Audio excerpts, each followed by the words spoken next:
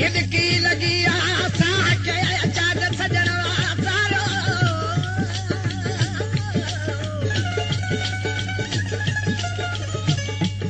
हिदकी लगी आसा के चाद सजन वासारो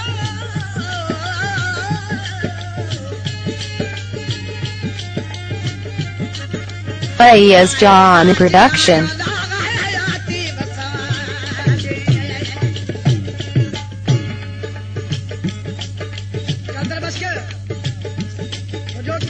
छड़े वने तो कैसा प्यार ही न करे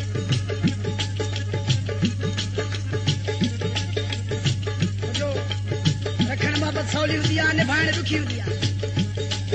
जब ना आज के चार जणी भित सा मथो लगो आज के पो खबर पई आज के सीएम बाबू के मयार लिखी खत में केड़ी तरह मोकले पियो ये फरमाशा शेर जागीरानी जी लाल मोहन जी दोस्त नी फकीर जी रोनी का पर केड़ी तरह मयार मोकले पियो चे पियो ओ मुन तबी तबार करो सोहना मुन सोचे प्यार करो मुन सोचे प्यार करो